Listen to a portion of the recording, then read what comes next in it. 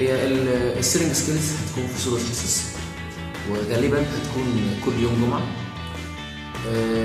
نتمنى في الأول إن بعد ما نخلص الفيديو أنت حسيت إن في فايدة من الفيديو ده أو ممكن يفيد غيرك، رجاء تشيره مع حد أو تعمل منشن حد قد يستفيد منه. إحنا الهدف الأساسي هو إن إحنا نفيد الناس اللي لسه بيجنرز أو لسه فريش، بحيث إن هو أكيد هيفيد الناس ديت في انترفيوهات، أكيد هيفيد الناس ديت في حياتهم اليومية. خلي بالك السيلينج سكيلز دي مش حاجة بتدرس في الميديكال فيلد بس، لا الناس يعني غالبية الناس اللي بتشتغل في السيلينج أيا يكن ده بيدرسوا سيلينج سكيلز، والسيلينج سكيلز أكيد هتفيدك في حياتك اليومية جدا جدا جدا، بخلاف التعاملات الطبية اللي أنت بتتعامل معاها أو بتتعامل فيها أو في خلال شغلك يعني. طيب هنبدأ. هو يعني إيه سيلينج سكيلز؟ سيلينج يعني بيع، سكيلز مهارات، سيلينج سكيلز مهارات التسويق. طب فين السيلينج يعني بيع؟ احنا ما بنبيعش رجال، احنا نقوم بتسويق منتجات، ماركتنج، نعمل تسويق للمنتج. يعني زي احنا بالنسبه للدكاتره تلفزيون، انت بتدخل تستعرض ما لديك، بس احنا افضل في ان احنا في هيومن كوميونيكيشن، في تواصل، في سين وجيم، في اسئله، في كلام، في اي كونتاكت، في تواصل ايا يكن. فالادفرتايزنج اللي احنا بنقدمها اكيد افضل من التلفزيون. حتى في شركات ادويه كتير جدا عندنا في مصر مالتي ناشونال بتعمل اعلانات بكم رهيب. هل هم ما وظفوش ميديكال ريبريزنتيف ينزلوا الماركت؟ لا وظفوا. ايه السبب في كده؟ ان بخلاف الاعلان في فرق تماما بين ان انت تتفرج على تلفزيون وان انت يقف قدامك دكتور ميديكال ريبريزنتيف تتكلم معاه تستفسر منه. زي ما قلت في هيومن كوميونيكيشن، ده مهم جدا جدا جدا ان احنا نوصل لسيلينج بوينت او نوصل لحد يشتري او ما يشتريش. كل ده هنفهم يعني ايه بعد كده. طيب انا كميديكال ريبريزنتيف بتعامل مع مين؟ انت طالما اشتغلت ميديكال ريبريزنتيف فانت عباره عن ادفرتايزنج او بيرسونال ادفرتايزنج للكاستمر، بيعمل ادفرتايزنج للكاستمر. يعني ايه كاستمر؟ زبون. الكاستمر ده الزبون اللي انت بتسوق اليه المنتج بحيث ان هو يشتريه. هو الدكتور لو انا عجبه الدواء بتاعي هيطلع فلوس ويديهولي؟ لا. لفظ يشتريه، باير او شاري في الميديكال في الشغلانه بتاعتنا معناتها ان هو خلاص اقتنع بالمنتج، هو ككاستمر اقتنع بالمنتج، فبالتالي هيحفز كتابته في البروسبكشنز بتاعته او في الروشتات بتاعته للبيشنت. طب انا كده برضه هو ما كتبها انا استفدت ايه؟ الروشته اللي بتنزل رايحه صيدليه، الصيدليه بتصرف لك المنتج، بان المنتج طلع او اتسحب من الصيدليه ده محسوب لك انت شغل. وصلت؟ يبقى الكاستمر مش هيشتري منك، مش زبون هيشتري منك دايركت، لا هي مراحل او خطوات بتوصل ان هو في الاخر يكون فعلا اشترى. اهم حاجه في ان الكاستمر يقول عليه باير اللي هو بدا يكتب في روشتاته، مش باير مش شاري، يبقى مش هيكتب في روشتاته. ده تفصيلا برضه هنتكلم. طيب هو الكاستمر بقى باير شاري، يشتري ايه؟ يشتري برودكت. يعني ايه برودكت؟ البرودكت ده هو المنتج. البرودكت هو المنتج اللي انت شغال عليه. طب المنتج اللي شغال عليه ده في منه حاجتين، في حاجه اسمها بنفيت، في حاجه اسمها فيتشرز. يعني ايه بنفيت؟ يعني ايه فيتشرز؟ الاول نمسك الفيتشرز. الفيتشرز ديت هي الخصائص الملموسه بتاعه البرودكت بتاعك. يعني ايه خصائص ملموسه؟ برايس، شكل الباكج نفسها، باكج يعني علبه، الميديكال الاكتيف انجريدينت بتاعته، الدوز ايا يكن، ده كله حاجات ملموسه اسمها فيتشرز. طب البنفيت دي هي المنفعه اللي البرودكت بتاعك ده هيقدمها باستخدام الفيتشرز بتاعه.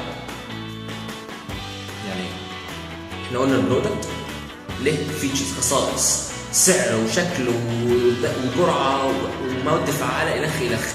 باستخدام البنفيتس، باستخدام الفيتشرز دي هيقدم لك حاجه اسمها بنفيت. الكاستمر في الاخر عايز يوصل للبنفيت دي. تمام؟ يبقى احنا اتكلمنا على يعني ايه كاستمر، قلنا يعني ايه برودكت، وبرودكت يندرج تحته فيتشرز وبنفيت. طيب نيجي على نقطه مهمه جدا اسمها السيلينج بوينت او اليونيك سيلينج بوينت. يعني ايه كلمه يونيك سيلينج بوينت؟ يونيك سيلينج بوينت. كلمه يونيك يعني مفيش زيه، سيلينج بوينت يعني نقطه موجوده في المنتج بتاعك هتستخدمها في انك تبيعه، ان الكاستمر يشتريه. دايما واحنا بنسوق اي منتج لازم تحاول تدور على اليونيك سيلينج بوينت في المنتج بتاعك. يا دكتور احمد يعني ايه بيونيك سيلينج بوينت؟ زي ما قلت، حاجه عندك مش عند غيرك، او عند غيرك لكن انت تتفوق عليه في حاجه معينه فيها. يعني مثلا في كاتيجوري للبرودكتس، يعني انت وفزت كاتيجوري من البرودكتس، يعني شريحه من الادويه او مجموعه او الكومبريسورز بتوعها كلهم سعرهم معقول، سعرهم رخيص. انت تندرج تحت اليونيك سيلينج بوينت انك سعرك رخيص، لكن انت ارخص واحد فيهم، انت اليونيك بتاعهم. مثلا السمبل دوز، الجرعات البسيطه، كلهم مثلا بيتاخدوا مرتين في اليوم، وانت بتاخد مرتين في اليوم، لكن انت بتاخد مثلا مرتين في اليوم، ممكن تخليها مره واحده، يعني جرعتين ممكن تجمعهم في جرعه واحده، فانت بقيت افضل منه، وهكذا. دي كلها اليونيك سيلينج بوينت، انك تحاول تدور على نقطه عندك مش موجوده عند غيرك، ولو حتى كانت شكل العلبه احسن. يعني انت لو كله زي بعضه ممكن توصل بيك انك تقول ان شكل علبتي افضل، ممكن. يعني انا بوصلك لابعد الحدود، لازم تدور على اليونيك سيلينج بوينت. طيب، في سؤال في بدايه السيلينج سكيلز قبل ما ندخل بقى في التفاصيل والدكاتره والكلام ده، لازم تعرف هو الكاستمر بيشتري ليه، او عامه why people buy things، ليه الناس بتشتري حاجه. فلنتخيل ان انت عايز بنطلون. يعني ايه عايز بنطلون؟ احتياجك الحالي هو البنطلون ده، احتياجك الحالي هو البنطلون. يبقى انا عندي ديفيشنت في شيء معين، عندي نقص في شيء معين، او عندي ديفكت، يعني عايز اعوض النقص اللي عندي ده. هو مش لازم يكون ناقص، يعني مش ماشي من غير بنطلون، لا، انت ممكن يبقى عندك بنطلون بس حصل فيه شيء معين عايز تغيره، او البنطلون ده فيه حاجه احدث منه ظهرت، او البنطلون ده هتخليه تركنه في جنب شويه عشان تجرب حاجه جديده، وهكذا. انا بقول الكلام ده يعني مجازيا على شيء هوصله في الاخر. طيب، انت دلوقتي عندك الديفكت ده، عندك النقص ده، فقمت انت نازل الماركت رايح تشتري بنطلون. هنخش على تقسيمه الدكاتره، بس قبل ما نخلص، قبل ما نخش على تقسيمه الدكاتره، هنكمل في قصه البنطلون دي بطريقه مبسطه عشان تفهم الكلام اللي جاي. انت وانت رايح تشتري البنطلون، هل انت وانت رايح تشتري البنطلون زي اخوك، زي اختك، زي باباك، زي مامتك، زي صاحبك، زي انتيمك، زي توأمك؟ اكيد لا، في فرق. تفرق في ايه؟ انت مثلا عايز تجيب البنطلون، ما يهمكش سعره، ما يهمكش تجيبه منين، المهم يبقى بنطلون خامه نظيفه جدا ويكون ماركه. غيرك انا ما يهمنيش يكون ماركه ولا لا، ما يهمنيش اسمه ايه ده، ما يهمنيش يعني خامته عامله ازاي، المهم السعر، البرايس. في غيرك انا لا يهمني السعر ولا يهمني خامه، المهم انا مثلا افتراض انا رايح تاون تيم والبنطلون اللي هي عنده هجيب براند معين، حاجه معينه انا عايز. دي ممكن تكون الكاتيجوريز بتاعتنا في الناس اللي راح تشتري. في واحد بقى ايه، هو عايز بنطلون بس مش شاري بنطلون. دي برضه نوع من انواع، لسه في التفصيل، نوع من انواع الناس انا عايز بنطلون بس مش شاري، انا مرتاح في البنطلون. الناس كلها بتقول لي انا محتاج بنطلون جديد، لكن انا مرتاح في البنطلون بتاعي، مهما اتنططت قدامي ان انا اغير البنطلون مش هغيره. طيب، القصه الحدوته دي بتاعت البناطيل دي هتاخدنا لايه؟ لتصنيف او تقسيم الدكاتره. هو الدكاتره بيتقسموا الى 4 كاتيجوريز، 4 تقسيمات عامه. غالبيه الدكاتره تندرج تحت ال4 تقسيمات دي. ندخل في اول خانه ديت الديفنسيف او ريزيستنت. يعني ايه كلمه ديفنسيف او ريزيستنت؟ لسه من شويه قايل لك انت لو بنطلونك بايظ مثلا او في تقطيعه وغيرك كلهم بيقول لك ان في تقطيعه، او انت محتاج تغير البنطلون بس انت مقتنع باللي انت لابسه، مش عايز تغير، انت شايف نفسك الوضع الحالي اللي انت فيه هو افضل ما يناسبك. طيب، الديفنسيف، الدكتور الديفنسيف او الريزيستنت ده دكتور في منه برضو حاجتين تحته. انت داخل تعمل له بروموشن او داخل تكلمه او تعمل له ادفرتايزنج على المنتج بتاعك، تمام؟ انت هتخش تتكلم على المنتج، وانت بتتكلم على المنتج يقول لك لا شكرا انا ما بحبش المجموعه. ليه اسباب. السبب قد تكون اعراض جانبيه، قد تكون كومبلكس دوز، جرعات معقده، قد تكون هو ما بيحبش المجموعه دي. ده ديفنسيف. يعني مهما تحاول تقنعه، مع ان انت في التريننج بتاعك واخد ان ده احسن من المجموعه اللي هو بيكتبها، واخد ان ده امن اكثر امانا من سيف يعني عن المجموعه اللي هو بيكتبها. انت واخد تريننج وكلامك صح، كلامك مش غلط، مفيش شركه تكتب كلام هبل بتديه للميديكال، لكن هو مصمم على المكان ده اسمه الريزيستنت او الديفنس. ادي اول نوع. في نوع تاني من الديفنسيف برضه، تدخل تقول له يا دكتور انا احسن واحد في الماركت في البرايس، يقول لك لا، في غيرك احسن منك في البرايس، او في غيرك يعني ايه البرايس بتاعه في الرينج بتاعك. ده بيدافع عن الميديكالز التانيين او زمايلك التانيين في عدم وجودهم. ده ديفنسيف، مش عايزك تتكلم على حد مش موجود، ما تتكلمش على حد، هو عايز يوصل للنقطه دي. فاحنا عامه لازم تحط النقطه في دماغك بعيدا عن الموضوع الديفنسيف. دايما وانت بتتكلم على منتجك ما تقولش اسم المنتج نهائي، اتكلم على الكومبيتيتورز، اتكلم على نفسك فقط، احصر دعايتك على نفسك فقط. لان انت ممكن لما تتكلم على اسم منتج تاني انت كده اكنك عملت له دعايه ليه، مع انك شتمت فيه، بس انت عملت دعايه فيه بس عشان هو ما يتكلمش عنك. مثلا لو انت اتكلمت عنه دي حاجات حوارات طويله، لكن دايما قول كلمه كومبيتيتورز يعني زمايلك اللي معاهم نفس المنتج بس من شركه تانيه، تمام؟ ده النوع الديفنسيف. في نوع تاني العكس خالص بقى اسمه فريندلي. الفريندلي ده ايه هو الفريندلي ده؟ الفريندلي ده خبيث شويه. هو قد يكون خبيث، قد يكون فعلا فريندلي. طب يعني ايه كلمه فريندلي؟ فريندلي يعني صاحبه تخش له العياده، ازيك يا دكتور، يقول لك معالي فخامه الدكتور، هو بيقول لك كده يفخم فيك واخبار سيادتك، والله لا اجيب لك شاي ويجيب لك كنز ويقعد معاك يدردش بالساعات، واخبار ماما ايه، واخبار العيال ايه، واخبار مراتك عامله ايه، وياها بيجيب هري. ده برضه من انواع حاجه اسمها توكاتيف هنتكلم فيها بعدين. ده ليه هدفين، يا اما هو فعلا شخصيته كده هو راجل محترم وطيب بيتعامل مع الناس كويس جدا وعايز يخدمك، لو هو شافك انك تستحق الخدمه، لو انت كويس معاه، لو انت جدع، لو انت طالما هو اقتنع بشخصيتك حبك من الاخر اكتبه. ده ادي خانه يعني.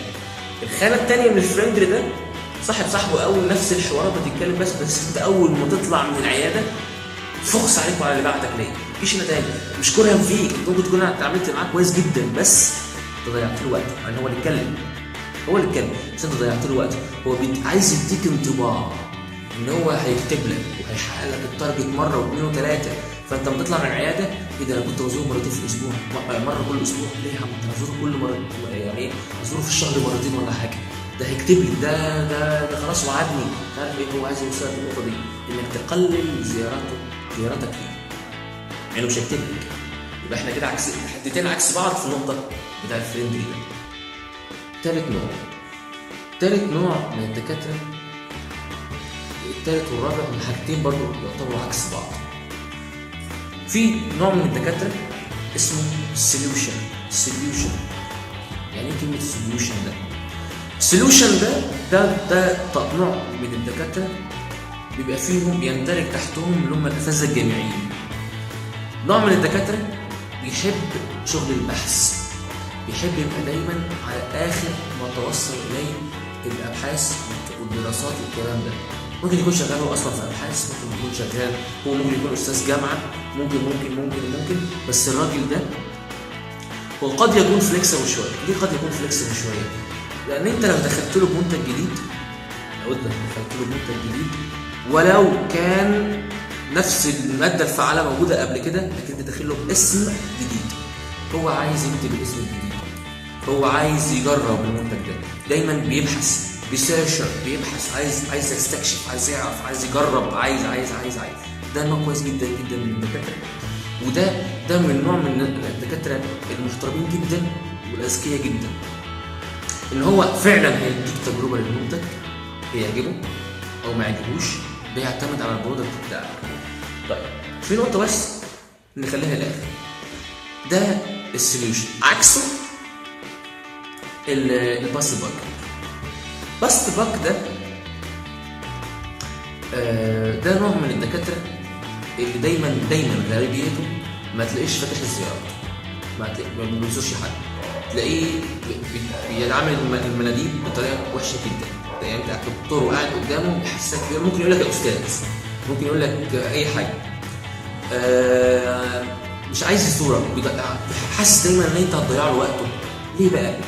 باست باك ده بياخد معلوماته وبياخد الدواء اللي هيكتبه من اساتذته. انا مثلا ده مثلا دكتور فلان ده كان استاذي في الجامعه، وانا هو نفس التخصص بتاعي، وانا عارف ان هو بيكتب مجموعه كذا، اكتبها لان انا واثق فيه، والراجل ده في نظري ايديال، يعني حاجه مثاليه، حاجه قدوه، انا عايز امشي زيه، عايز ابقى زي الاستاذ، هكتب زيه. فبالتالي انا كطبيب في الحاله ديت مش محتاج اقابل مناديب، مش محتاج اشوف دكتور مندوب قدامي واكلمه في منتج اضيع وقتي ليه؟ ما انا استاذي بيكتب كذا هكتب زيه.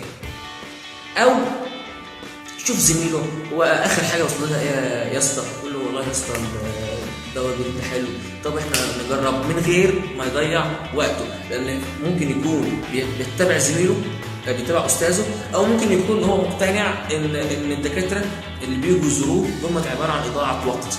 خلي بالك من النقطه دي، حكايه اضاعه الوقت ده دايما حاول تكون انت حساس جدا. في حاجه اسمها فيل ذا روم ديت مالهاش دعوه بالسيلز سكيلز، لكن هي حاجه يعني هيومن، يعني حاجه من طبيعتنا. فيل ذا روم ديت تدخل الدكتور متوتر ما تدخلوش. داخل الدكتور انت عارف ان هو عنده خناقه، عنده امتحان، عنده ايا يكن، الزباين بره بيتضربوا في بعض بالجزمه ومش طايق حد، يقول لك مش عارف ايه، ايا كده العذر، دايما التمس العذر، واول ما تلاقي عذر استغله. يعني ايه؟ تسيب الكارت ووصل بس الدكتور جوه ان دكتور فلان الفلاني بيقول لك مثلا بقال الله، يقول لك مثلا ربنا يعين سيادتك. حاول دايما تستغل الموقف صح، لانه اما الكارت يخش قدامه راجل محترم، اما تجيله تاني هيفتكر الاسم اكيد، لان انت قدرته، شاركته الموقف، فده اكيد نقطه ايجابيه. ودايما انا على نفسي بعمل الحركه دي، اما واحده تكون مثلا دكتوره ولدت، يا لهوي بوكيه ورد وعلبه الشوكولاته، مش والله ممكن ما يكونش من الشركه، انا لو زي نفسي ممكن اروح. كانت اول ما عملت الموضوع ده كنت عرفت ان في دكتوره محترمه جدا بظهرها ومهتم بزيارتها جدا، كانت ولدت وقعدت حوالي فتره طويله جدا ما تنزلش العياده.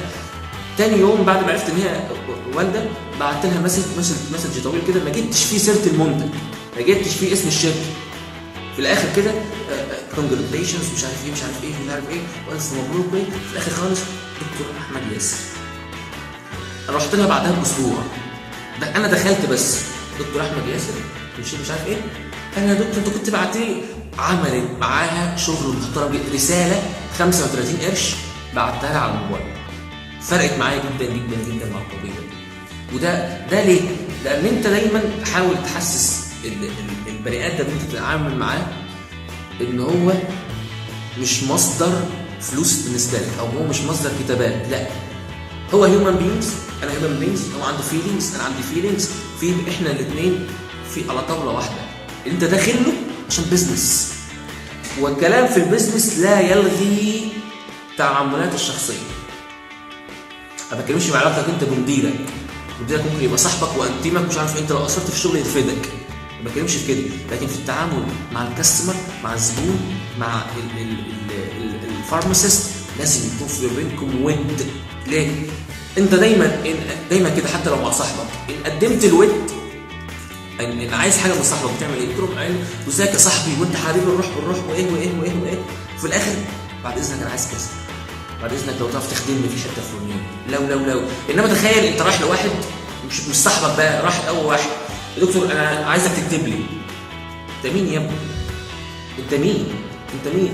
في غيرك بيزورني بقاله 5 6 10 11 20 سنه، بثق فيه، بثق في منتجه، عارفه كويس، راجل محترم. ده غيرك اللي هو بيزوره ومنتظم معاه في الزيارات. انت داخل، انت واحد غريب داخل وسط 2 بقالهم سنين مع بعض، داخل وسطهم عايز تاخد من واحد معين اكل عيشه، تاخد منه رزق او تقلل كتاباته او فالطبيب اللي علاقته كويسه مع دكتور مندوب صعب الدخول في معاه الا لو انت اثبت ان انت كنت جدير بالثقه اللي زميلك او الكومبيتيتور الثاني واخدها، فانت تكون داخل معاه في نفس الصفه اللي هم الناس المحترمه، الدكاتره الكويسين اللي بيزوروني، الناس ديت انا عايز اخدمها، فانت عايز تدخل في المنطقه دي.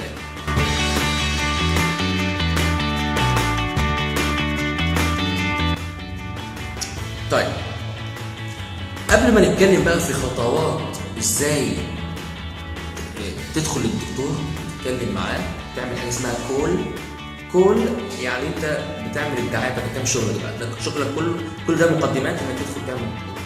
طيب في حاجه الاول بس الدكاتره عايزين نوصلها، الدخول الى البروسبكشن ما بيجيش من زيارة، ما بيجيش من شهر زيارات، ما بيجيش من 2 3 زيارات، بيجي بالوقت الا لو انت من قراب الدكتور حاجه ثانيه. فدايما في ناس لو حاسه بالاكتئاب او متضايقه او مش عارف ايه، ده بيكتب للناس تانيه وما بيكتبليش. قد يكون عيب فيك انت، قد يكون عيب في منتجك، قد يكون وده غالب انت ما عندكش صبر، ما صبرتش.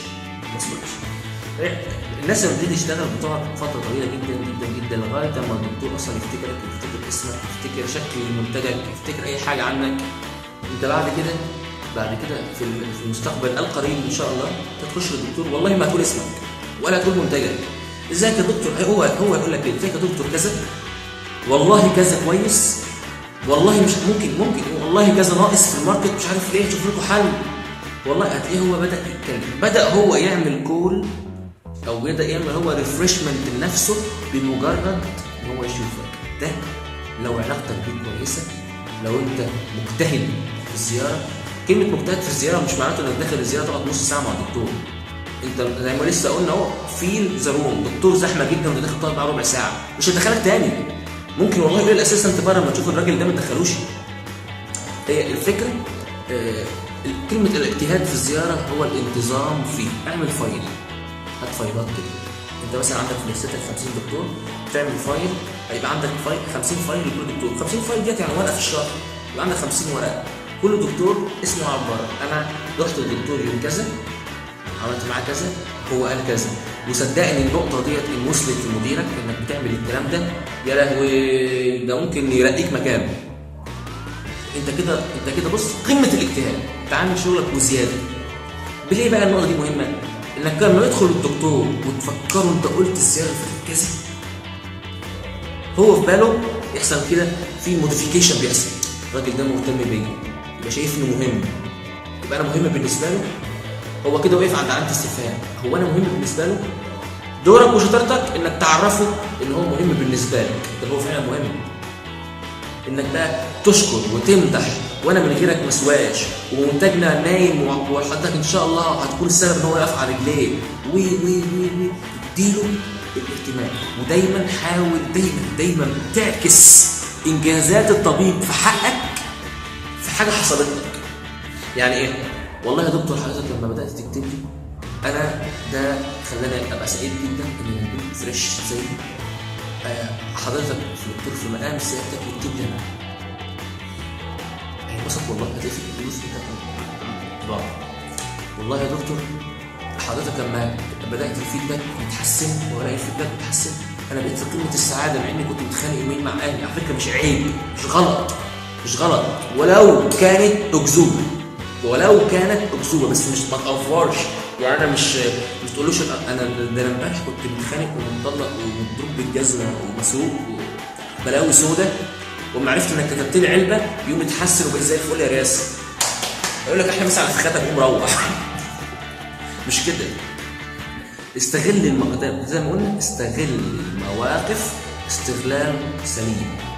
لا تأفور ولا تقلل من يعني هو لو كتب لك علبه وانت ما دخلتش قلت له شكرا والمصحف ما يكتبها لك تاني خلصان، اصل هو كتب علبه وانت ما عرفتش، يبقى انت في عينه انت لا قدرته ولا انت عارف تعمل شغلك انك مش عارف توصل للعلبه دي.